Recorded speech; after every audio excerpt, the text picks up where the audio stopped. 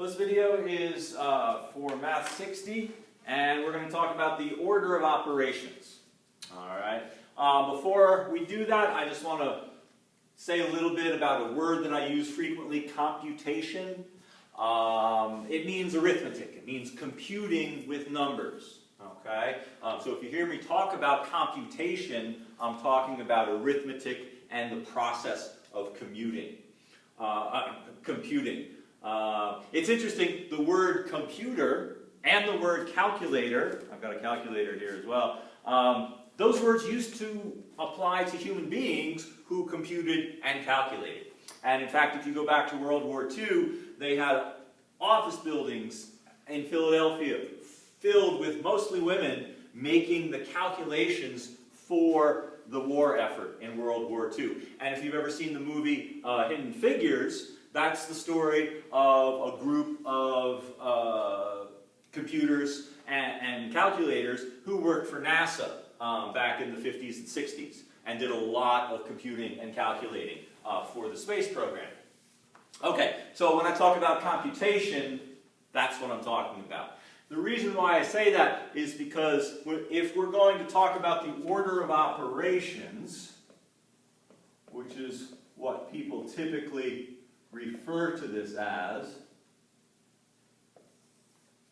I sometimes refer to this as a hierarchy of computation. Okay? The simplest form of mathematics is just counting. And we can talk more about that. I kind of enjoy thinking philosophically about how cultures use mathematics, but we don't have to get into that too much. Okay? If you start counting things up, and you count two piles of things, you're adding them together. So from counting arises the process or operation of addition. And its opposite, which is subtraction. Okay? Now, if we do repeated addition, 3 plus 3 plus 3 plus 3 plus 3, well, that's 3 times 5, which is 15. So you have this idea of repeated addition generating this operation of multiplication.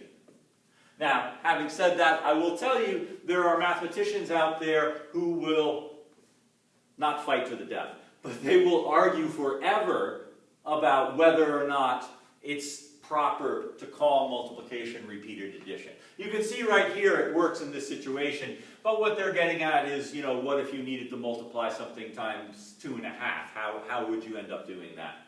And so I understand what they're saying, but for our purposes, conceptually, it's really, really helpful to think of multiplication as repeated addition. And we can then extend that definition for other numbers that are not whole numbers, if we need to.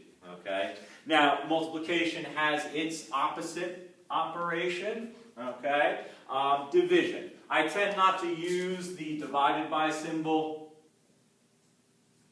because it has some ambiguity to it. I use the fraction bar for division. Now, in the same way that doing repeated addition gives you multiplication, doing repeated multiplication, 3 times 3 times 3 times 3 times 3 is 3 to the 5th power, which is, what is that, 243. Exponents. And the opposite of exponents are roots. Okay? So, that is the hierarchy of computation. Okay? It builds from the simplest operations up to the most complex operations. Now, if I just put some parentheses at the top of this and draw an arrow, this is the order of operations. It says do everything inside the parentheses first, and then as you're calculating, it says do the exponents and roots first. Then do any multiplication and division. Then, last thing, do addition and subtraction. Okay? So, we'll come back to this in a minute. For starters, I just want to talk about the simple ideas, addition and subtraction. All right?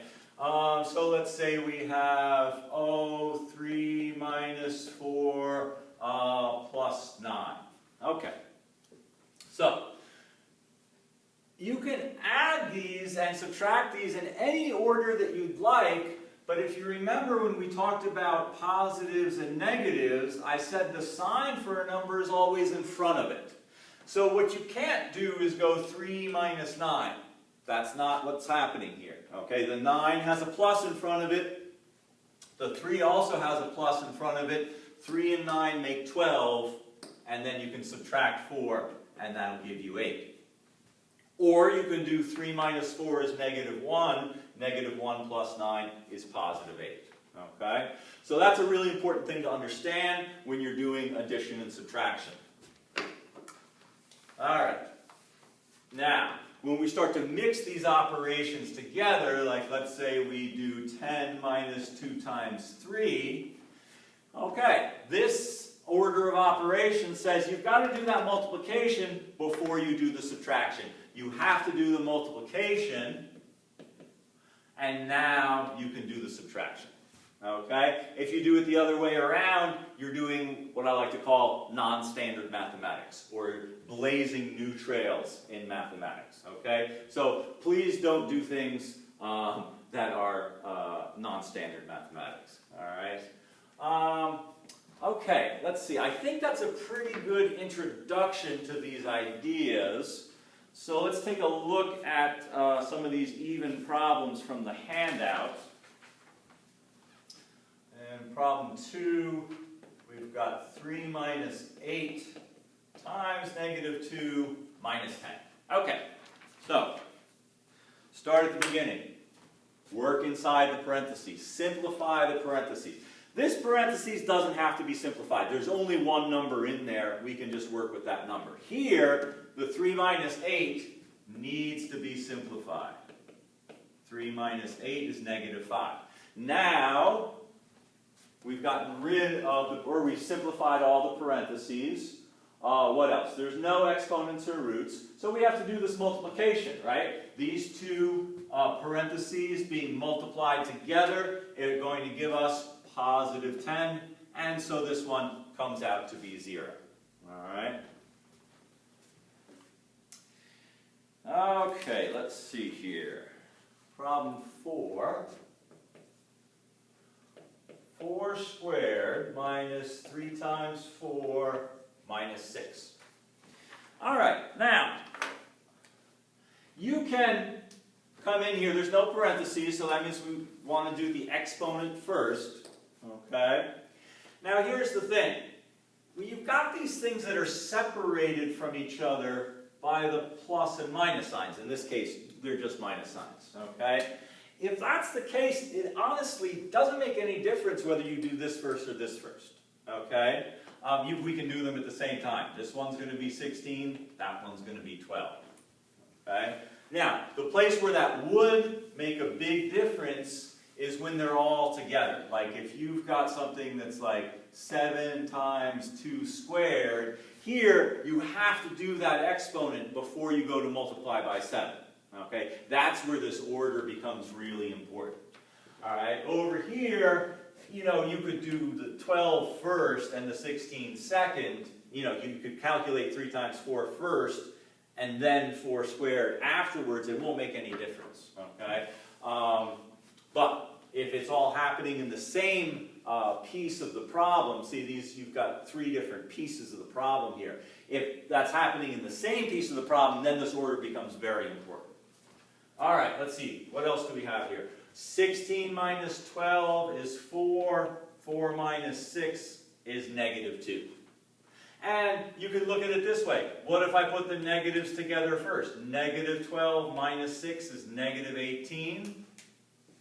16 minus 18, still negative 2. You should still get the same answer. Okay, let's see here. Problem 6.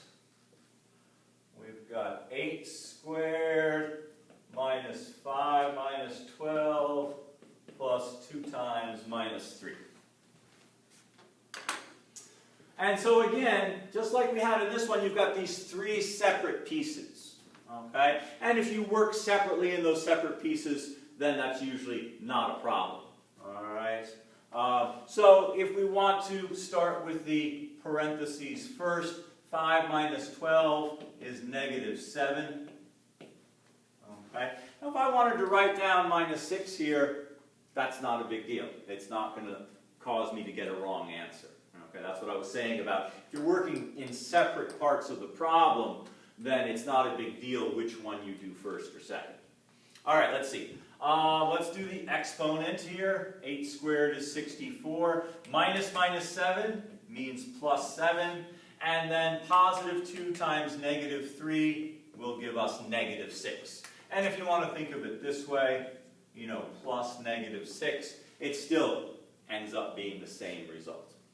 So let's see here. This looks like it's going to turn out to be 65, right? 7 minus 6 is positive 1, plus a 64 makes 65. Or you can do 64 plus 7, 71. 71 minus 6, 65. All right.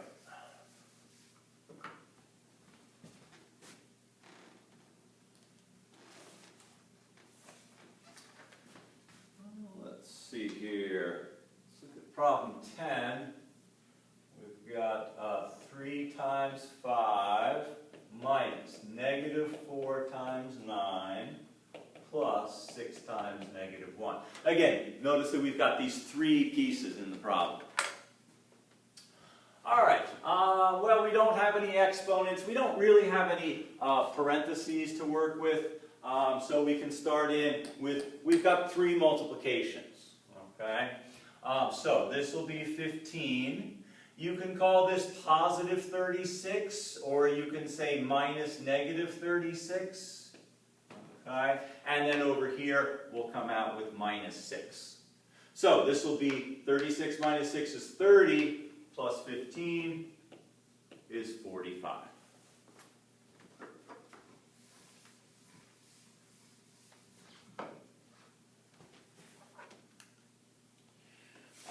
Problem 12. 20 minus negative 4 squared plus 17 times 2 minus 30.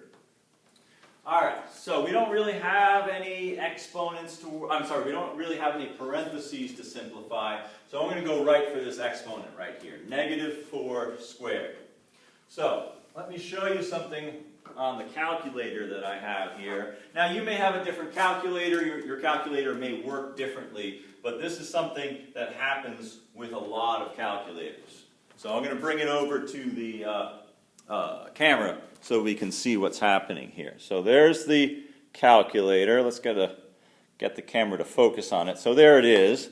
Now if I go and I type in negative 4 squared, it comes out and says negative 16. That's not right. Okay, so watch. If I do negative 4 times negative 4, that's what negative 4 squared is supposed to mean, right? Oh, that's positive 16, right? Because a negative times a negative is a positive. The key here is that if you're going to use a calculator to square a negative number, you're going to have to put parentheses around it, okay? So what I'm saying is that when we square that negative 4, that's going to be positive 16. But if you type in this thing up here, this very first one, negative 4 squared, the calculator is going to return an answer of negative 16. So please be aware of that issue. And let me show you why that happens, right? What we're talking about is negative 4 times negative 4. That's positive 16. Negative 4 squared is positive 16. So why does the calculator have trouble with this? Well, it all has to do with the order of operations, right? Because what do we do first?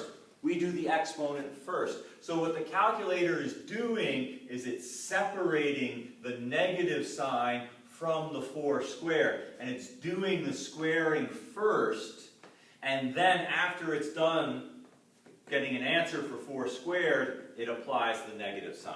Okay? So please don't fall into that trap. Notice that this means negative 4 times negative 4, whereas this one right here means negative 4 times 4. Okay, so don't fall into that trap, please. All right, so let's see here. 20 minus negative 4 squared is positive 16. 17 times 2 is 34, and we'll just leave that 30 alone for the moment. Okay, so notice that when we squared this negative 4, we got a positive 16, but it's still got a minus in front of it. Okay, so this is going to end up being 20 minus 16 plus 34 minus 30. And you can group these however you'd like. This is going to be 4 and 4, which should be 8. Right? There's one 4, 20 minus 16. Here's the other 4, 34 minus 30.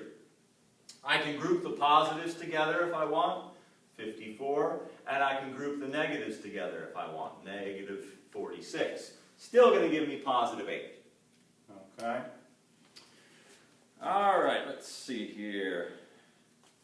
Oh, problem 14 has quite a few exponents in there. Let's go ahead and take a look at that one. Here we've got 4 plus, parentheses, 3 squared minus 13 to the 3rd power minus 3. Now here's the key. We've got to simplify what's inside this parentheses before we apply that 3rd power. Okay? So, what's going to happen inside the parentheses? 9 minus 13. Negative 4 to the 3rd power. Now, negative 4 to the 3rd power will be a negative number, right? If we do negative 4 times negative 4 times negative 4, this will be 16. And then when we multiply that by negative 4, we'll come out with negative 64. So this will be 4, then negative 64, and minus 3. So there's negative 67, positive 4. What is that going to turn out to be? Negative 63. Okay. Now, the ones on the back, or the ones on the second page of the assignment are a little bit trickier. So, with these problems, where we're working in a fraction that has a numerator and a denominator, I would encourage you to simplify the numerator and denominator separately, and then work with whatever fraction comes out of it. So, what I'm saying here is that this is going to be 7 squared, this is going to be negative 8 squared, so on the top we'll have 49, on the bottom we'll have 64, and we can just leave it like that. Okay, we don't need to turn it into a decimal. It won't reduce. They don't have any common factors. Okay, but notice how I simplified inside here and then calculated it, and then I simplified inside here and calculated it. And then if there's any simplifying that we can do afterwards, we can worry about that then. But you don't want to get into this habit of trying to work with these numbers individually before you get them simplified. Okay, let's see here. Problem 18. Negative 3 minus negative 9 plus 1. And then on the bottom, negative 7 minus negative 6. Okay. So what I was saying before about working the numerator and the denominator separately, what I'm saying is don't come in here and try to cancel the 3 with the 6. It doesn't work that way. Okay? Let's simplify the numerator. Let's see, negative 9 plus 1 is negative 8. And then, let's see, this will be negative 3 plus 8, and that'll be a positive 5. Okay, so now we just have a single number for the numerator. Let's do the same thing on the bottom. Negative 7 plus 6, and then that'll make a negative 1, and 5 divided by negative 1 will give us negative 5. Okay. So again, I'm really recommending that you simplify the numerator separately, simplify the denominator separately, and then worry about them together only when you get to this point. Alright, so let's see here. Problem 20. We've got 16 times negative 8 plus 5 on top. On the bottom, 15 times negative 3. Negative 7 minus 4 times negative 3. Okay. All right, so let's see here. On the top, we've got this parentheses, so let's simplify that. Negative 8 plus 5 is going to give us negative 3. All right, on the bottom, here we've got negative 45. Negative 7 minus 4 is negative 11. And then we want to multiply that by negative 3. Okay? Up here, that'll be negative 48. Down here, we'll have plus, and then this negative times a negative will also be positive. So now we've got negative 45 plus 33 on the bottom, and what is that going to make? Negative 12. So this is going to be negative 48 over negative 12, which is positive 4, or just plain 4.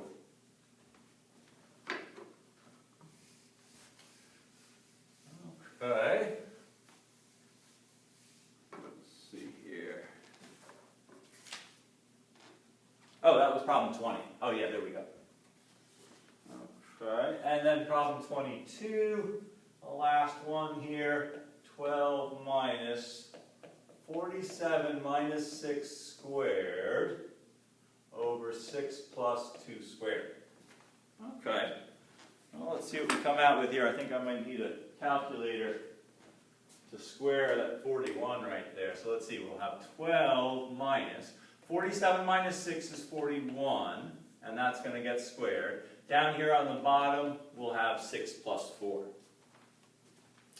All right, let's see here. If we square that 41, what do we come out with? 1681. Okay. So this will be 12 minus 1681, and then on the bottom 10.